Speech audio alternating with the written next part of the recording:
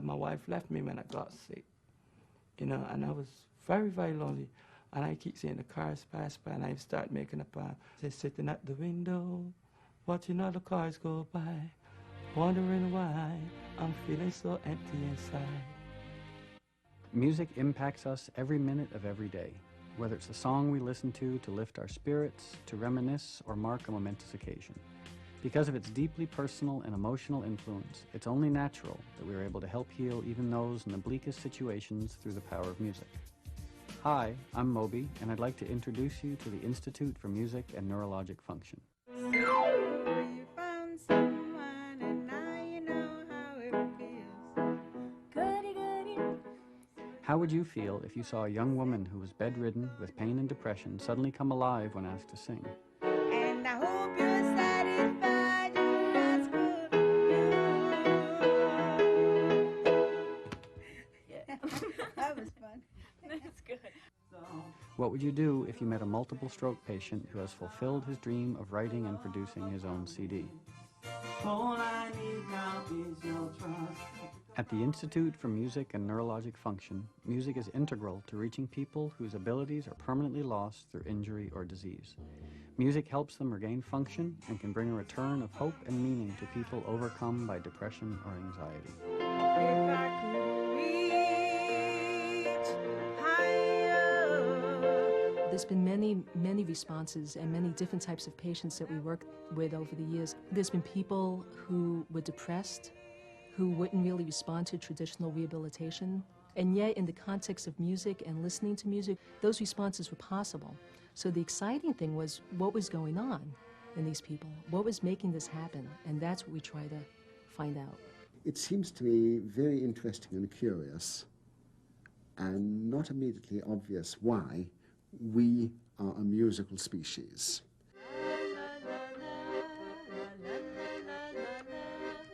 One can see why we should have built up language and gesture for communication and for purposes of creating a culture. But what is music doing? I think the key to understanding the power of music is the fact that it is intimately connected to the emotional system in man in a way that very few other sensory and motor activities are. It's a direct channel into emotions. That was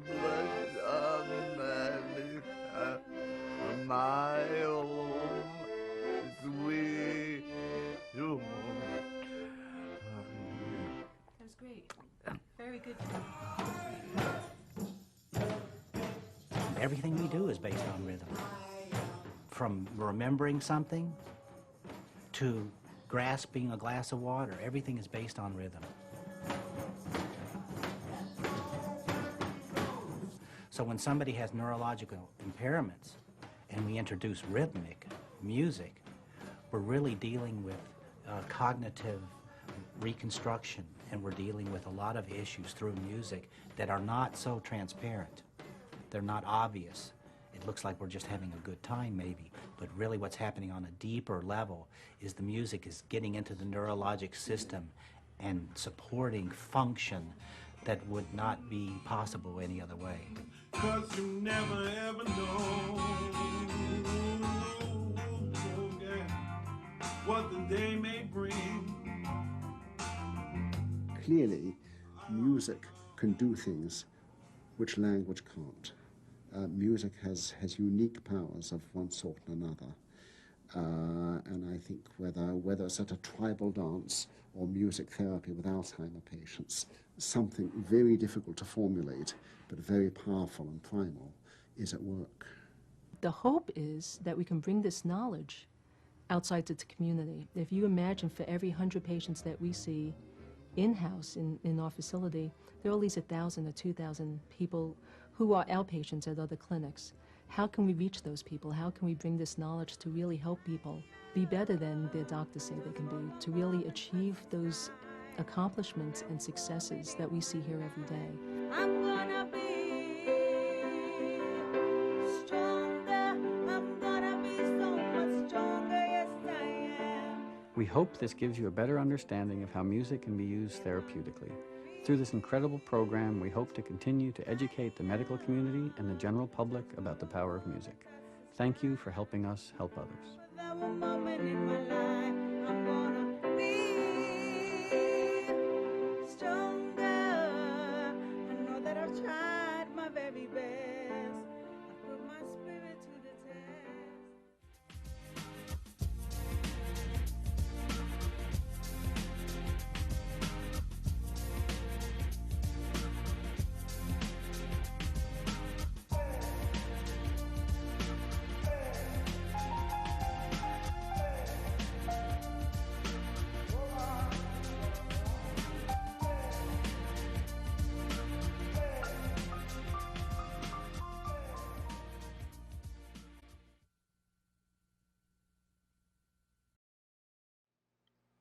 Hi, I'm Moby, and I like stating the obvious. I mean, I guess I assume if you're here, you know that I'm Moby. Also, I'm bald and with glasses, and as far as I know, I'm the only person on this Twitch event who is bald and wearing glasses, well, at least the bald part. And so basically, what I wanted to talk about is music as an actual healing modality. Because I recently released, I guess you could call it an album. Do we still call them albums? Called Live Ambient Improvised Recordings. And I released videos of it as well. And at the risk of sounding like I'm doing egregious self-promotion, I have to say, I don't want anyone to buy this record. I just want you to, like, hopefully let it play in the background for free, so there's no revenue being generated. Because in making this record, I was able to create a lot of calm for myself. You know, I started working on this live ambient album or project at the beginning of the pandemic because, like most people, I was panicking. You know, I was anxious. I was wondering, you know, are the grocery stores going to remain open? Am I going to die? Is everyone I know going to die? Is, you know, the global economy going to grind to a halt and we're going to have to suddenly like revert to Mad Max or avert to Mad Max times? So making this live ambient music and listening to it and performing it was really healing. So that's why I released it. And so this Twitch event today, I'm going to be talking to Dr. Connie Tomaino, who really is, you know, one of the original, from my perspective, one of the original progenitors of music therapy and music as a real healing modality. And when I say music as a healing modality, I know modality is a weird word. What that means to me is that music can actually heal us. And not in some new age, mystical, anecdotal way, but in a very real way, the way that medicine can potentially heal us, the way exercise and nutrition can heal us, the way sleep heals us. Hold on a sec, I gotta shut the door. I'm back. And so what's been fascinating, so Dr. Tomaino will be joining us, and then Dr. Levitin, in my ignorance, I just realized he's a doctor, Dr. Dan Levitin, who's an author who's written about music therapy, and he's a neuroscientist. So we're going to be talking a lot about music, and let me know if I need to explain this more about music as a non-anecdotal healing modality, where it has the ability to promote neurogenesis, it can decrease stress hormones, it can, really affect us physiologically, neurologically, and because I think and sorry if I seem a little agitated, but it's always weird talking to myself on a screen and just working under the assumption that there are actually other people out there. I mean, I guess there's an existential component to that. And also, I've had a little bit too much caffeine, so I might need to pause this at some point and just run around the block a couple of times. So, getting back to music as an actual healing modality. And it amazed me because I growing up my entire life, I thought that music was fun, it was powerful, It was beautiful, but if I'm being honest, I always thought that there was a frivolous aspect to it. You know, I thought that real healing modalities were medicine, surgery, etc. And then I guess it was about 20 years ago, I met Dr. Tomaino and Oliver Sacks, with whom she worked at the Institute for Music and Neurologic Function. And I was suddenly shown that, like, through actual evidence, through diagnostic evidence, they've shown that music is this profoundly powerful healing modality.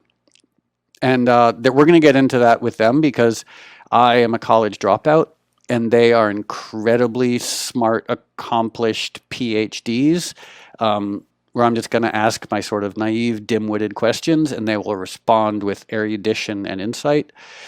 And so how this ties back to ambient music, because one aspect of music therapy and music healing is the way in which people respond to music is largely subjective.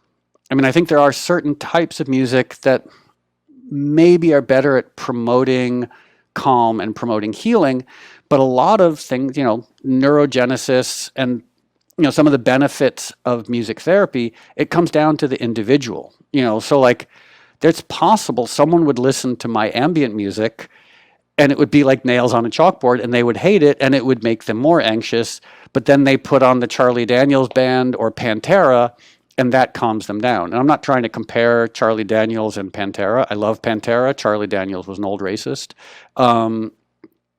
But I'm saying there's a very subjective element to the way in which we respond to music and its ability to heal us and affect us. So, yeah, and I'm also going to play a few clips from the live ambient improvised recording, because what I did in making this music and making these clips is I documented every aspect of the process because they're very improvisational. You know, so I sat down at a piano and I just started playing. There was nothing written beforehand. And I made a rule with myself that whatever I played had to be included. So I guess we're going to play one of those clips now. I am just the bald talking head, so I don't know who's going to play that clip. I assume someone on the other end of this call.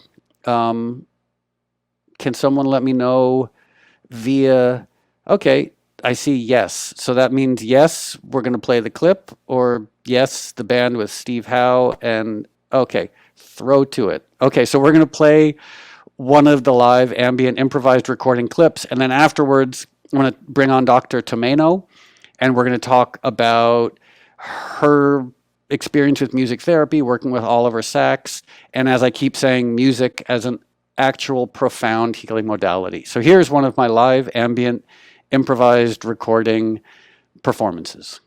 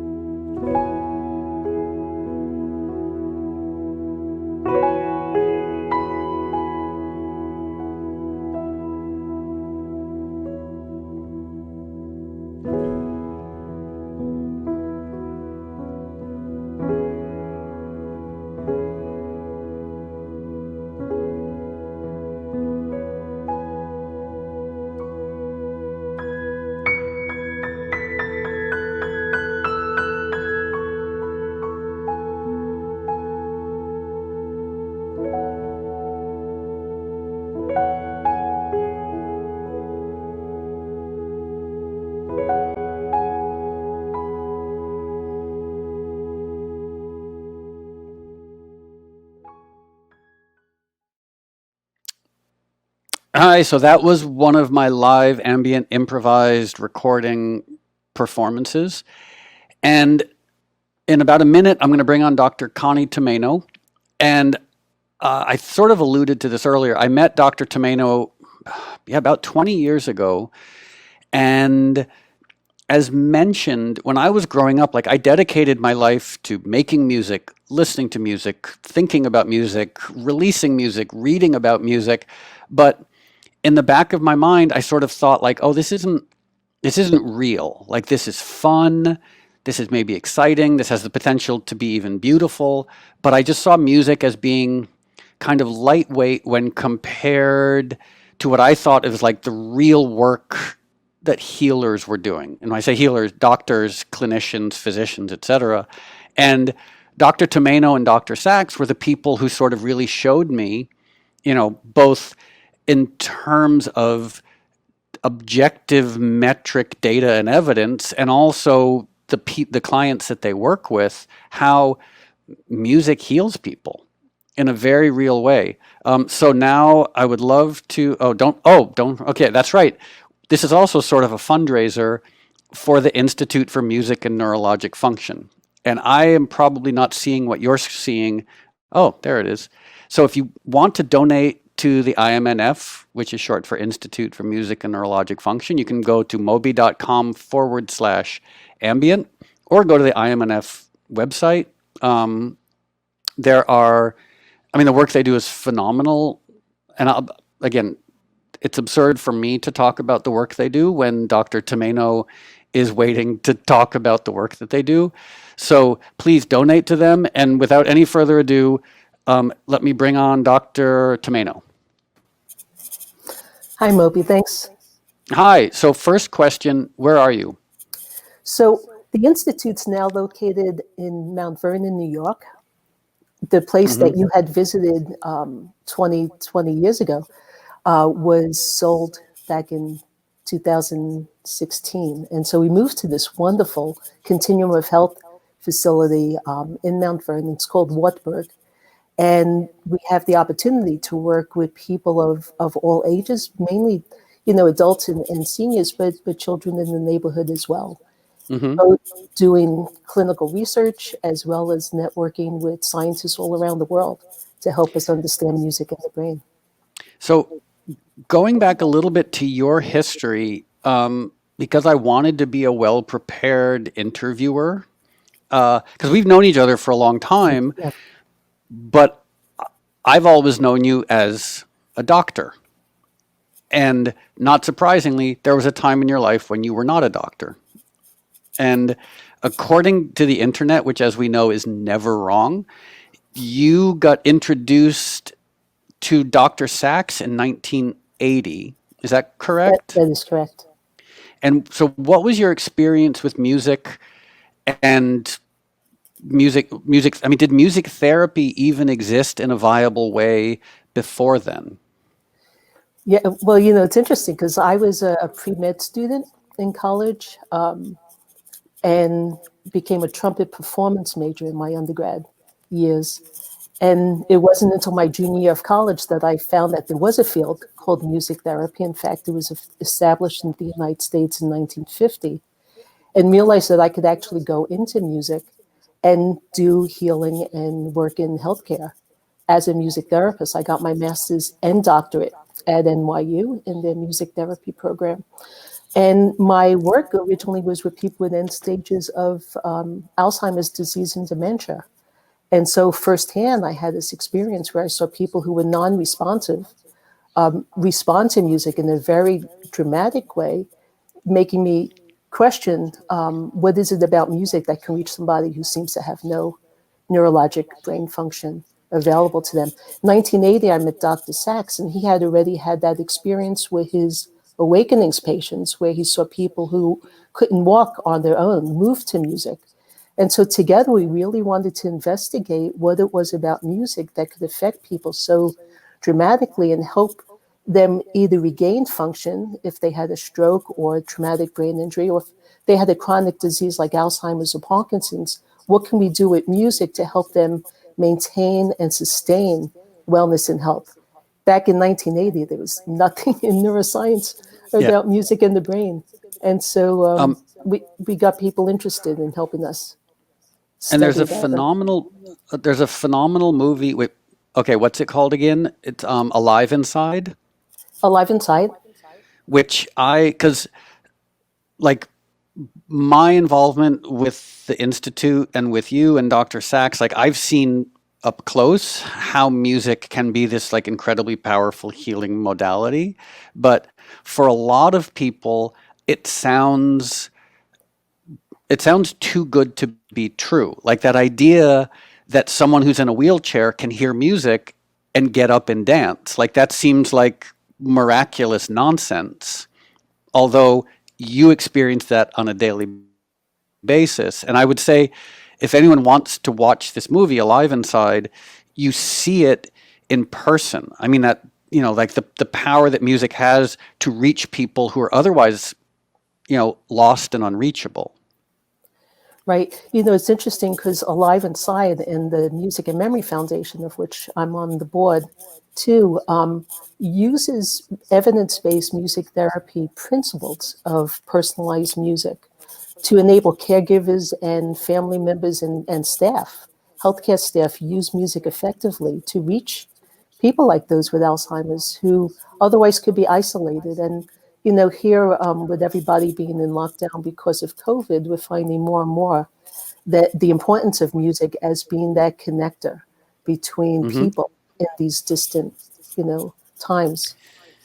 And I wanted to mention one thing, which is when I've talked about music therapy with people, it very broadly speaking, at least from my perspective, there are two aspects to it. There's the performative aspect, which by definition involves performing music, but also the power of listening to music. Sure. Because I think sometimes when I've talked about music therapy, some people think like, oh, but I'm not a musician, so I can't play music. I'm like, one, anybody can play music, sit down at a piano and just start banging around. But even if you are committed to the idea of never playing music, just listening to music can be so incredibly powerful. And that's, to your point, that's one thing I wanted to draw attention to is, of course, if people can, it's really important to work with licensed music therapists and clinicians, but even just the power of being home by yourself and listening to your favorite music, I believe, and please correct me if I'm mistaken, that in and of itself can be a really powerful modality. Right. The truth is that music affects all of us in very specific ways and very individualized ways. I mean, Dan will tell you in a little while about the nuances of what is known about music perception and how music organizes and affects brain development, and how it can reach all aspects of emotional function and physical function as well as mental well-being. But music therapy, like you said, is a profession. It's an organized profession in the United States and around the world, and music therapists are credentialed. So when we talk about music therapy, it's this interaction between a licensed music therapist, board certified music therapist, and the client, using music in a very targeted way, interactive way to elicit responses and to optimize goals. But because music is so therapeutic to all of us, it is important for people generally to understand that music isn't just a feel-good thing, that it has a lot of nuances that can affect us in very deep and powerful ways. And one of the roles of music therapists, I think, just like a medical specialist, is to help train and to teach people how to use music effectively in their own lives. And that's one of the things that the Institute has been doing over these years, is really educating the medical community, the insurance companies, family members, what's the importance of music? What's the importance of music therapy? What do we know about music and brain and healing? And how can we inform them and help spread this knowledge so that everybody can benefit from the power of music? Yeah, and I think one thing from my perspective that's so powerful is essentially this can be a free type of therapy for people. Right. I mean, not always, obviously, like if you're hiring a music therapist, that's not necessarily free, but like the aspect of someone listening to music that heals them. You know, like nowadays, music really doesn't cost anything. And to that end, like, because from my perspective, there are aspects of music therapy and music healing that are miraculous. Why, from your perspective, hasn't this been adopted more broadly? And I admit that's sort of a leading question because I'm sort of drawing attention to the fact that no one is ever going to make $1 billion off of music therapy. Right. I think one of the challenges, and you mentioned this, that people take music for granted. They think of it as an art form, and they don't realize that there's a whole profession that has studied and uses music in therapy for treatment. And so it's very much, you know, it's like eating, or it's like going to the gym. Anybody could, we all eat, right? But if we have allergies or if we have issues with food, we go to a specialist to help us understand how our body's responding to that. You know, we can go to a gym and work out, but maybe we want to have a coach that helps us. So we go to the professionals when we want to learn how to use these tools more effectively for our health. And so music therapists are basically those professionals that you go to when you know that music is helping you, but you want to really bring it to the next level, and you want to really use it in an effective way that can help you just in your general well-being. We've, you know, Oliver, Dr. Sachs and I worked with people with severe neurologic problems, right? And we helped people regain speech and movement and all kinds of wonderful things that you've observed. But we also know that music can help people with mental health issues. It can help people with reducing anxiety and just maximizing their general well-being. Some people struggle with that. A lot of people have struggled with that this year. And how can we help others through music? And it's a very important thing to discuss and to present to people. And what are some of so you personally, because this last year has been challenging, I mean, I assume for everyone. And are there some pieces of music or some, you know, aspects of music therapy in your own life that have really helped you in the last year? Right. For me, it's playing music. Just had our piano refurbished. And so that's sort of my getaway. I also play trumpet, but I have to admit I haven't played that much this year because I like playing with other people, and it's hard to just do that alone. But I just want to mention one thing, because we wanted to, a bunch of questions from Twitch users, and I really want people to have access to you. So I apologize for interrupting, but can we see some of the questions? Because I'd love to. Okay. I don't see any questions right now. Okay, here we go. So from Mary Eclectic Dialectic, her question to you, Dr. Tomaino, is about the customization of playlists for patients. Basically, the customization of the music programs, whether it's playlists or music they're performing with a therapist, or just, and how involved you are in sort of tailoring that music to the individual. Her next question is an AI tool that would make targeted recommendations to a patient's life, background, and preferences. That might be those two questions, like targeting the music towards the client, and is there room for a high-tech sort of solution or aspect to that? Right. So there's many levels to that, obviously. When we choose personalized music, we work with the individual and their families and their care partners to find what music was important to them, but also in the clinical setting, evaluating the responses to them. The music and memory program that I spoke about actually trains institutions on how to create these playlists and how to work with people throughout facilities to maximize personalized music for them. I also work with an app called Spiritune that is generating certain types of music that can help people optimize their everyday work and everyday life. There's been some interest in AI products that can generate some of these playlists based on a person's age, based on their ethnic background, based on their likes and dislikes when they were younger. Hopefully, somebody in the family can do that. There's dangers to that too, because we know that music is very personal. And like you said, somebody who may like a certain type of music, another person may find it grating and may make them depressed. They may have negative associations with that. So we always advise people to really observe how somebody responds to music and not make generalizations based on their ethnic background or their age, because somebody who's 90 years old may actually like, rap and hip hop and something too. So you can't always generalize. And that's, I mean, what I've seen at the IMNF and also in that movie Alive Inside is, and it's such a great question from Mary Eclectic Dialectic, because a lot of people who are aphasic or in long-term care aren't capable of expressing what their preferences are.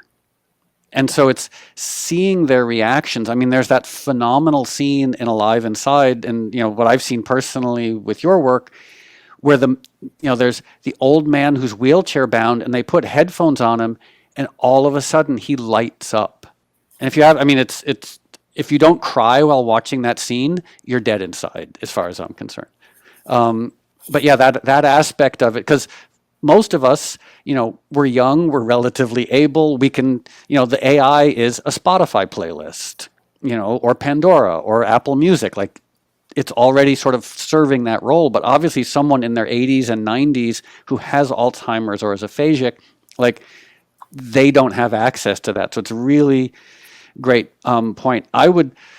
It breaks my heart. I think we have to go to the next video now. Like, I'm trying to be a very professional, responsible event host. But before we go, I wanted to say two things. One, just thank you so much for the work that you're doing, because it is, I want to use the word miraculous, except what's amazing, it's not miraculous. It's evidence-based, Exactly. And it costs either nothing or next to nothing, especially when compared to so many, conventional forms of treatment. And just so thank you so much. You're, a phenomenal luminary, just generally, and I'm really proud to know you and call you my friend.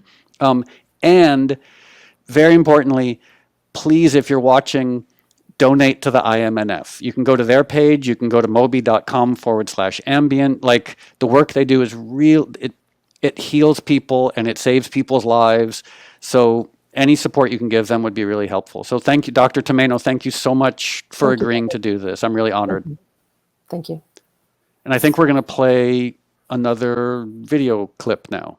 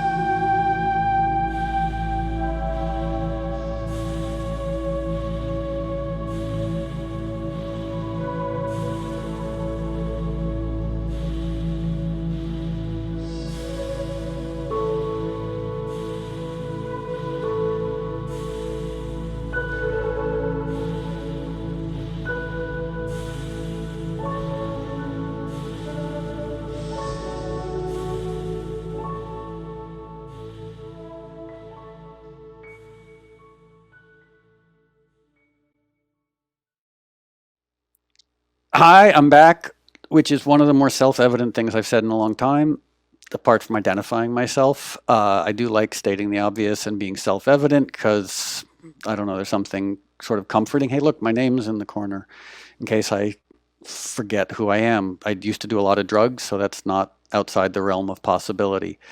Dr. Tomaino will be joining us at the very end to take more questions, but now I want to introduce Dr. Levitin. Dan Levitin, but I feel like if someone has made the effort to get their doctorate, to get a PhD as a college dropout, I have to, out of respect for them, call them doctor. So Dan Levitin, Dr. Levitin, has written a bunch of books. The book that I was first aware of his is This Is Your Brain on Music. And it was around the time Oliver Sacks released Musicophilia, and I was working very closely with the IMNF, and it just really felt like this wonderful moment. And the movie Alive Inside came out around this time, where all of a sudden, people became more and more aware of the power of music on our bodies, on our endocrine systems, on everything, but more specifically on our brain. And Dr. Levitin is a neuroscientist with a very interesting background. So, producer person, can Dan come on the screen now too? Hi, Dr. Levitin. Hi, Moby. Please call me Dan. I can't. It's just like...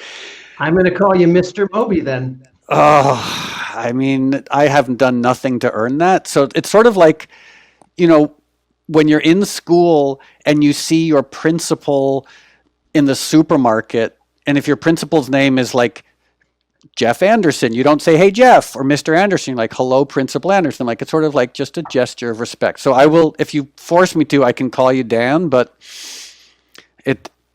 Dr. Levitin makes me a lot more comfortable. So one of the things I wanted... Comfortable, Dr. Moby. So you had a very unconventional route that led you to becoming a neuroscientist and an author. Like, my understanding is you sort of, based on reading your book and looking at your Wikipedia page, like, you came at this first as a musician and then as an engineer and a record producer, working with my neighbor, Mark Needham. So can you just tell, I know a bit about your background, but maybe just a little bit about it for the people who are watching? Well, like you, I resonated to the idea that you articulated, that I loved music, and I was somewhat, I would say, solitary. I had a somewhat solitary childhood, and music was the place of warmth and friendship for me, just listening and playing. And I guess I thought of it as somewhat frivolous, as you said you did, until later. And when I was in the studio working with such immensely talented people on the engineering side and on the musical side, I began wondering, what is it that they have that might be special? Are their brains different? Do they have more of something that the rest of us have, or do they have something completely different? And the transition was a bit gradual. I just started taking classes while I was still working in studios, and I was having so much fun, I kept on going. Before I knew it, I had a doctorate. Well, not before I knew it, but about the time I knew it. Mm-hmm. And then I started a research lab and met Oliver Sacks and started studying. The nature of musical expertise was the original interest, but more really it was, why does music move us emotionally? And how can great artists convey that? And I wanted to just quickly, if you can just, because when you talk about being an engineer, working in studios, producing, I don't know if people are aware of the breadth of the artists you've worked with. So not to put you on the spot, but can you just name drop a little bit? Well, I was very lucky. Many of the artists I worked with who were superb are people you never heard of, like The Big Race, or the slings and arrows, but you might have heard of Steely Dan and Stevie Wonder, and had an opportunity to work with Blue Oyster Cult. That's some range there.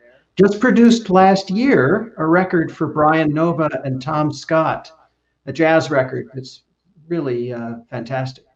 And I believe you also, I mean, like everyone from, you know, so you mentioned Steely Dan, Stevie Wonder, Santana. I believe you might have spent some time in the studio with the Grateful Dead. That's right, yeah. So I was impressed by that, because there aren't too many neuroscientist authors who have been in the studio with Stevie Wonder, Santana, the Grateful Dead, etc. So I'm impressed. Well, those are magic moments.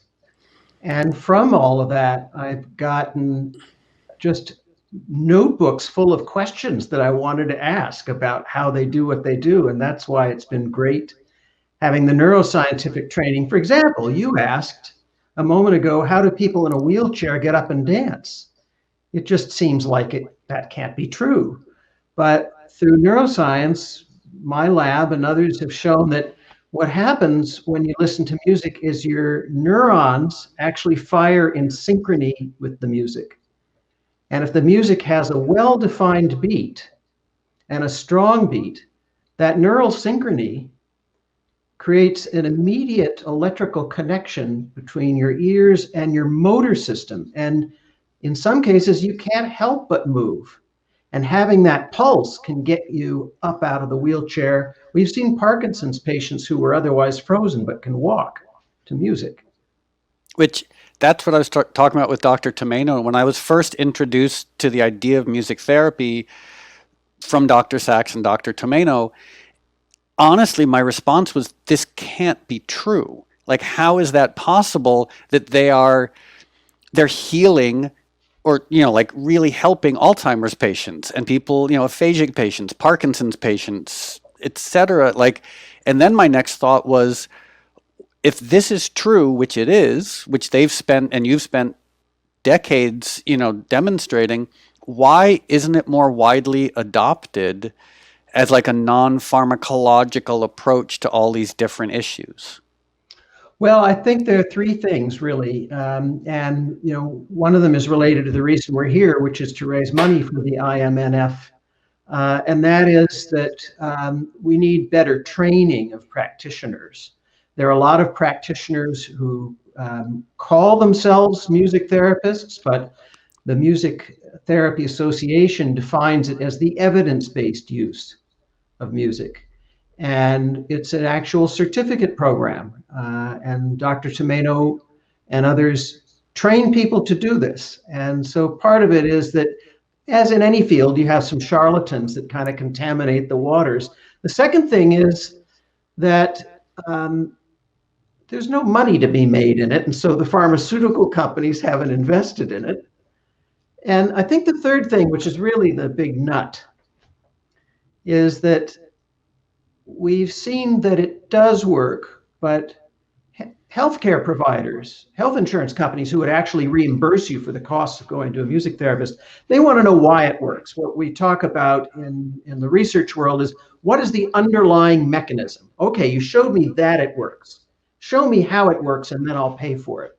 And so that's what I've been doing with my colleagues around the world for the last 20 years, and we've seen the National Institutes of Health just launch a couple of initiatives, throwing tens of millions of dollars at the question, how does it work? And that cerebellum story I was telling you a minute ago about the neurons firing in synchrony, that's a piece of the puzzle, or to put it another way, it's a brick in the wall that we're trying to build of understanding how this all works.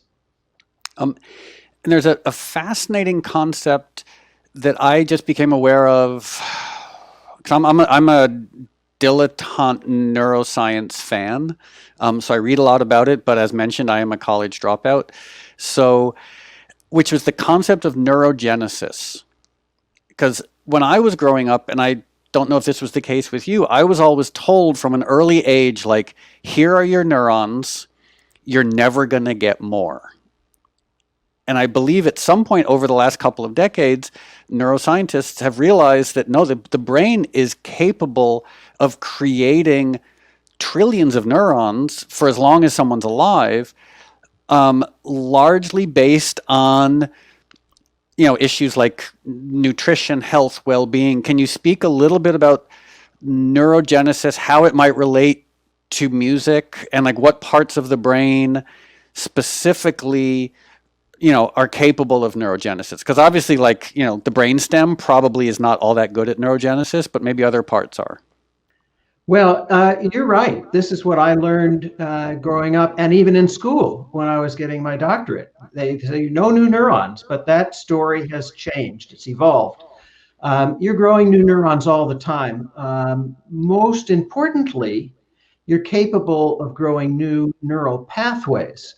So even among the neurons you already have, which are being replenished throughout your life, even in your 90s and 100s, the ability to grow new connections, which is really what learning is.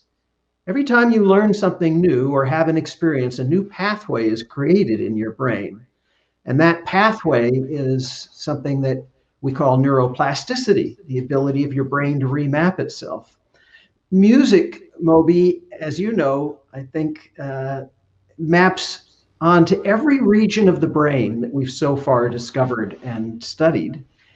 And musical memories are among the most powerful that we have, that can last a lifetime, even when you've forgotten many other things, because they're stored in multiple ways. You've got rhythm and timbre.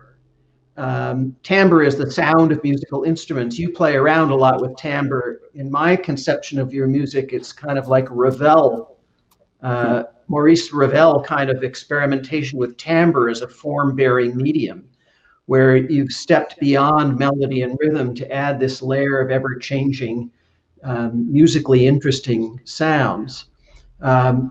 Ambient music is that. Timbre is represented in a different part of the brain than rhythm or melody or loudness, and so each of them has its own set of pathways, which makes them more resistant to damage or wear and tear or atrophy, because any one of those features can trigger the others that it's connected to. So I wanted to, in a minute, Sorry about that. You ask a professor a simple question. Oh, no. Are you kidding? It was a wonderful, wonderful answer.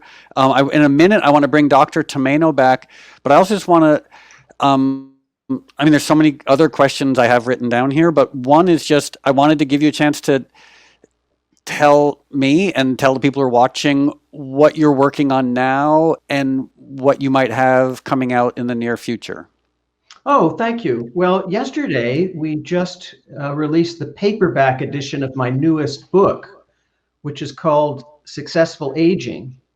And it's really a book for people of any age. A bunch of life hackers in their 20s and 30s have adopted it. It's about optimizing your brain. It's about brain hacking, about doing the things, some of the things you mentioned, environment, diet, ways you can treat your brain to ensure that you'll be productive and successful, meaning enjoying the pleasures of life throughout the course of your life. The other thing I have going on is I'm always working on new writing, both musically and science writing. We have a bunch of experiments going on in the lab. I'll roll those out to my mailing list or my Patreon followers. And last summer, I had an opportunity to record one of my songs, a song I'd written with Victor Wooten and Renee Fleming. And I'm hoping that if I keep writing, I'll have another opportunity like that. That was very rewarding. And for anyone who wants to follow you, where do you live in the Byzantine world of social media? It's, thank you. It's Daniel Levitin Official on Instagram, at Dan Levitin on Twitter, or you can just go to daniellevitin.com and sign up for a mailing list and find all the other links there. And so there's This Is Your Brain on Music, which is a phenomenal book. Once again, just so people know, what's the title of the book that you just released on paperback? Successful Aging, a neuroscientist explores the power and potential of our lives.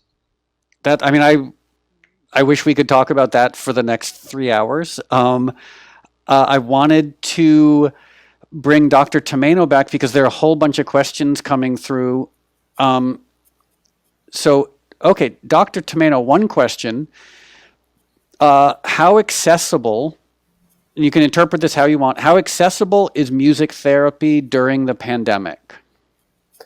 Well, depending on the facility institutions, there's music therapists working in hospitals who've been working throughout the pandemic, individual with clients. In skilled nursing, that's been an issue because we haven't been able to go into buildings. So we've been working with people virtually. In fact, we've built up, and we will continue now, to build up a virtual platform to be able to provide direct music therapy services to people who are isolated. We used to work, when we do a clinical group, we may have 8 people in a session. On Facebook Live and on Zoom, we have 100, 200 people who tune in with their care partners, and it's become such an important way of making that connection. So I think as bad as the pandemic has been, it's taught us a lot of things about the need to reach people and what we could do virtually. So one thing I've noticed when the pandemic first started, a few friends and I got together on Zoom to try and play music together and realized after about, an eighth of a second that it just simply didn't work. Are there any platforms that you know of that enable people to actually play music in some semblance of real time? I don't know. Maybe Dan probably knows. I know there's some tweaks that people have done to delay. It's funny because I was talking to Donald Fagan about this a few weeks ago, Steely Dan. He's exquisitely sensitive to timing and delay. Mm-hmm. It turns out there's laws of physics at work. If you're more than about 50 miles from somebody, it's just going to take too long for the signal to go. Wi-Fi is not as good as a hardwired connection. But if you're within 50 miles, the newest update of Zoom is actually not that bad. There's a new function for use original sound, which gets rid of a lot of the speech processing artifacts. But you're still at the mercy of the internet because even if you're within that 50-mile radius, all of us have dropouts and lags and things like that. But within 50 miles, it's not so bad. And maybe it's if people just sort of use Zoom for collaboration on music that isn't that rhythmic, like maybe Gregorian chant, Om chanting, playing ambient music, because obviously trying to keep time with 10 people who are scattered around the world over Zoom will do the exact opposite of what music therapy is supposed to do. It'll just make you anxious and want to hit your head against a wall. So Dan, Dr. Levitin, one question from Dep Mode 2021 is, why is it, and what parts of the brain are responding to music, maybe even specifically ambient music or just music in general, that help so many people fall asleep? Well, as Dr. Tomaino said, the effects of music on people are quite idiosyncratic and subjective. So what will help one person fall asleep may not help another. We did some studies where we had people telling us the music they fell asleep to was Enya or Bach, and others saying it was AC/DC. The AC/DC listeners were listening to Swedish speed metal most of the day, and so the AC/DC seemed calm. That's really funny. But what ultimately happens is, because of neural synchrony, if you're listening to music that's at a slower tempo than your resting heart rate, your brain will calm down a little bit. And if the music is engaging, hypnotizing, trance-inducing, it can lull you into a different mental state by activating the brainstem that you mentioned earlier, activating the natural neurochemicals that help to ease you into sleep, such as melatonin and prolactin. There is a very elaborate, wonderful question here. And I don't know if I even understand the question, but it's real smart. So whoever wants to address this, from Rabelais, is someone able to address the question of whether the healing impact of music is a function of the socio-cultural aspects of music, or is it psychokinetic? Is it about the impact of the sound waves, or about the cultural, social associations of the music? Dr. Tomaino, do you want to? Well, let me start first, and Dan can chime in. One of the challenges in music therapy and in using music therapeutically is that because music does both of those, well, all of those things, depending on the situation. So if we're working in a group, say with veterans with PTSD, the social bonding and being able to share music with another person and develop trust and help to self-regulate in a group situation could be the social part of music therapy. The vibration, the things that Dan talked about, the actual frequencies and rhythm and pulse and pattern of music is another aspect. And so we tweak it depending on the goals, whether it's a directive prescriptive use of music to change a pattern in somebody's response, which is a physiological pattern, or whether it's a psychological, deep-rooted emotional response to music that needs to be brought to the surface so somebody could help deal with their emotional regulation, is more off the psychosocial aspect of music. And that's where Dr. the training Levitin? comes in.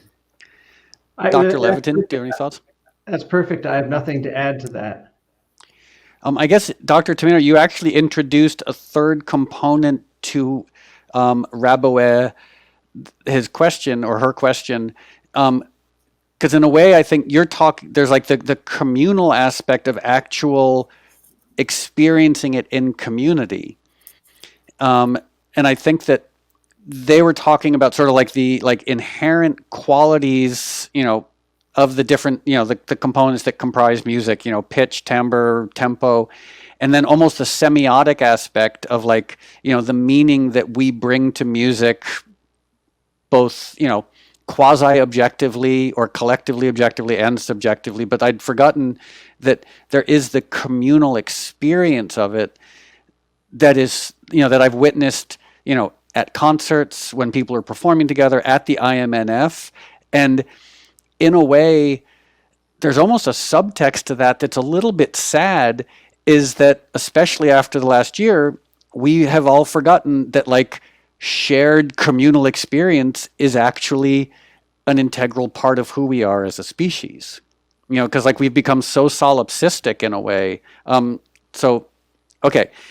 Couple more questions. If I could just add to that, please. The evolutionary perspective on this is that for tens of thousands of years, music was communal. It's only in the last 20 that we sit alone with earbuds and listen by ourselves. The whole idea that music was shared and that everybody participated in it. You're talking about the semiotics of it. Music across most of our evolutionary history was seen as symbolizing togetherness and community and the group helping each other out, the stronger helping the weaker. And we get that sense of community at a good concert. We don't get it listening to music on our own. Music brings us other things in that case, but because we have this evolutionary echo of its community effect, listening alone can evoke that same symbolism and memory. And in a way, to that point, I feel like it's at some point over the last few hundred years, or maybe the last 1,000 years, so many people were in a way disenfranchised from the process of creating music. Because as you mentioned, music used to, to make music, you just had to show up. You didn't have to be good at it. And now, I guarantee you the majority of people who are watching are thinking oh, I could never sing in a group. I could never play music in a group. Whereas our ancestors, that's what they did. And there was no criteria of oh, this person has studied music, this person hasn't. So I sort of want to, insofar as I can, empower people to trust your relationship with music and also trust your ability to sing, trust your ability to move around, to dance. we need to ideally get past our sort of like inhibitions. I mean, I say this as one of the most inhibited people on the planet, but like to really sort of like have this communal experience separate from inhibitions around performing and moving. It's a funny thing because we don't say, I'm no Steph Curry, so I'm not going to ever play basketball with some friends. We don't say, I'm not going to talk ever. I'm no Martin Luther King. I have no business talking. But about music, we say, I'm no Ella Fitzgerald. Why should I sing? Yeah, I mean, the number of times I've played music for someone to get their opinion, and their response is, oh, but I'm not a professional musician. It's like, I don't make music for professional. I mean, it's nice if professional musicians listen, but like 99.9% of the people listening are not professional musicians, and everyone is entitled to like have their own experience of listening to music, performing music. And Dr. Tomaino, in a way, I have to say I'm envious because that communal, that shared experience is a sort of like your daily experience with so many of the people you work with. And like when I've witnessed you and some of the other people working with the clients, it's so, I mean, it's so beautiful and so powerful. And, you know, and forgive me for stating the obvious, but for some of these people, it's like, it's genuinely life-saving. It's their, you know, it's their connection to humanity and to the world, essentially. Yeah, absolutely. And even, you know, what we've learned too, and Dan, you know this, that young children, that whole aspect of being creative and having the opportunities to be creative, there's some really good research that's showing that people who don't have those experiences may have delays in other aspects of development, such as language development and even social integration. And so the importance of having these creative experiences afforded to them at a very early age is essential. In fact, the World Health Organization in the EU has now made the arts and music a part of their general wellness model, where they're suggesting to mental health professionals and to doctors that before if somebody's depressed, if somebody has anxiety, that they should prescribe a community music or arts program before they give them a medication as the first step. And so this idea that the arts are integral to help. I'm hoping, you know, I'm waiting for our countries to jump on the bandwagon and do that too, because it is. And I think that's the purpose of the NIH, you know, funding, is to really show the efficacy of music therapy, music and health, so that people have access to it for very important reasons, to maintain their health and to help with healing. We're going to play another video, but there's one question I wanted to get to from Angela Vegan. And I'm going to expand on her question. Her question is to talk about autism and cerebral palsy and music therapy. And I would expand on that sort of in like the autism, maybe the autism spectrum and other, I don't know, diseases. You know, there's so much good work in music therapy around autism and people along the spectrum and neurodiversity that people should Google. And I can name a bunch of organizations, Northrop Robbins, for example, that really specialize in integration of social function, of child development, of really maximizing somebody's gifts along the spectrum, and using music as that medium to help them express themselves. We work with children who have language delays and different kinds of developmental delays that could be on the spectrum. Children with cerebral palsy are incredibly gifted. You know, they have physical function and communication issues. But we've improved intelligibility of children and people with cerebral palsy through singing type of exercises that helps integrate the motor function of their speech and coordination and things like that. So there's so many possibilities. Too much more. We do a couple of programs and we still wouldn't answer all the questions. Yeah, I mean, I wish we could keep talking. I just want to say thank you both so much. It's a real honor to know both of you, and you know the work that you guys are doing. I think it's potentially like it's life-saving, not even potentially, it's life-saving and world-changing. And we live in this time of like hyperbole where everything's overstated. But the remarkable thing about music therapy and the way in which people respond to music neurochemically, physiologically, it's not hyperbole. It's, you want to use words like miraculous and magic, but it's not, because as you both mentioned, it's evidence-based. So thank you again. We're going to play another video, and then I'm going to come back and wrap things up. And I just wanted to once again, so Daniel, you're at Instagram, it's Daniel Levitin Official. Yes. And then, of course, the IMNF, please, if you're inspired, because you should be inspired, please donate to them and support their work. And I'm excited to see what you guys both do, over the next year, over the next 5, 10, 20, 50, 100 years, because with life extension, we're all going to live to be 10,000 years old. Good. And Moby, I want to thank you for putting this all together, and Dan for helping and joining this. I want to mention to people that because this is a fundraiser, Moby has already spearheaded, along with our board of directors, a matching grant. And so whatever gifts you're able to give us and to help us continue the work and to network with other people around the world, the board is matching funds. So very excited about that possibility. So thank you all for being here today, and thank you for your contributions to help us grow. And thanks, everybody. So I guess we're going to play a video, or someone's going to play a video, not me, because I just sit here and ramble on like a crazy person. And then I'll come back, and it's funny that the response is correct. Yes, I do ramble on like a crazy person. After this, I'm going to go hang out at the bus station and talk to myself and spill coffee on my pants. So after the video... Sounds just like a PhD. Yeah.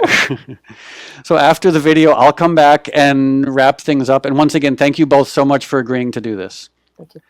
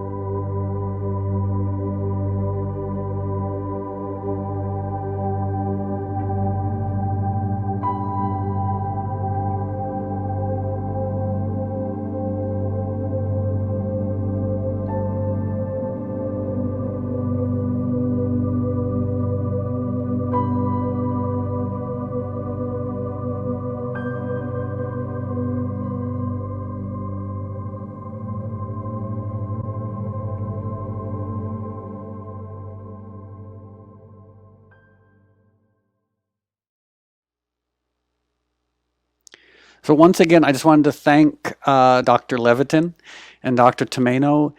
And if you can, please, sorry to keep harping on about this, but please support the IMNF. I mean, the work that they do is really, it's miraculous.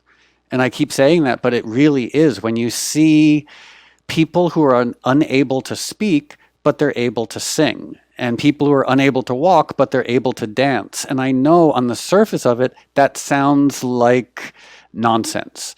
But it isn't, because that's the work that they do. And I've seen it in person, and it is really phenomenal. And one aspect of that I wanted to mention, that I don't know if we touched on, is basically, like, so someone's in a wheelchair, you play their favorite song from when they were 10 years old, and they're able to get up and shuffle around. You turn off the music and they fall back down. But what's been happening is it's promoting neurogenesis, and it's helping, as Dr. Levitin said, the synapses to rewire themselves. So by getting people to sing, getting people to dance, it actually enables them to develop more vocalization skills and more movement skills, so that people can walk and people can speak. Like, it's really phenomenal work, which is why I wanted to do this event. So let me think. There are a few more questions. Okay, Tadio Fabio, how does ambient music reduce stress, and what's a simple way to test it personally?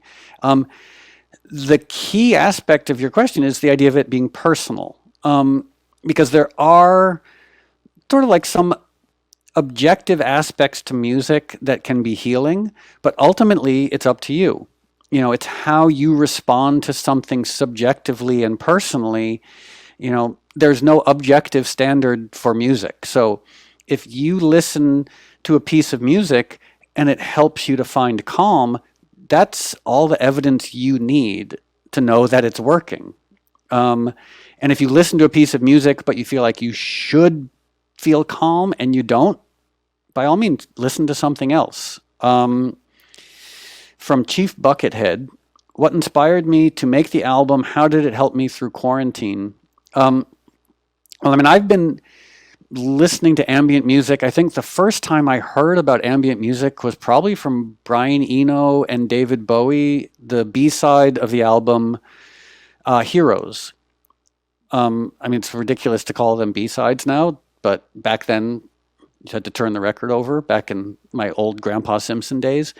And that was when I first heard just atmospheric music. And at first it didn't make sense to me, because I thought albums were delivery vehicles for songs with bass, drums, guitar, vocals, and this was just quiet, atmospheric music, but I fell in love with it. So ever since then, I've been in love with ambient music, in all of its different iterations, from Eric Satie to Burial to Brian Eno. And I make my own ambient music largely for myself. I've made these long ambient pieces and the live ambient pieces, and really oftentimes I'm making them so I can feel calm while I'm making it, and also feel calm while I'm listening to it, to help me sleep, to help me do yoga, to meditate, just as background while I'm working in my house. And so the second part of your question, how it helped through the quarantine, basically anything that has helped me personally, and I assume most people, decrease anxiety, decrease stress, it has been just incredibly valuable, And so for me, it's making ambient music, listening to ambient music, making other types of music, listening to other types of music, seeing friends from 15 feet away outside, eating healthy food, going hiking, reading, just, doing whatever we can to sort of decrease that, that constant gnawing anxiety. I have to say, I apologize for bringing politics into this, but my anxiety definitely got notched down quite a lot after Trump was defeated. There was pandemic anxiety, and then there was having an aspiring tyrant in the White House anxiety, and so it'll be really nice when that's no longer the case. And okay, let's see. Does learning, playing an instrument, and singing improve neuroplasticity in the brain? I think my assumption is yes. What I would broadly say, and I hope that, I believe this is true based on all my research and my experience with music therapy and neuroscience, which again is dilettantish, but is that any positive reaction you have to music promotes neurogenesis, decreases stress hormones, increases neuroplasticity, whether that's playing music, whether that's listening to music, whatever it might be. And I guess just in closing, I wanted to say, I mean, I know how hard this year has been. I mean, the human condition is hard to begin with, but this year has been so stressful, you know, and so hard. And I hope that you're dealing with it as best you can and giving yourself the ability to really embrace the things that are helping you. Obviously not, if the things that are helping you are setting cats on fire and smoking crystal meth, maybe don't embrace those things. But the healthy things that are helping you, like they have what those healthy things, music, community, nature, meditation, exercise, like these things are real. And I just have to stress, don't discount them.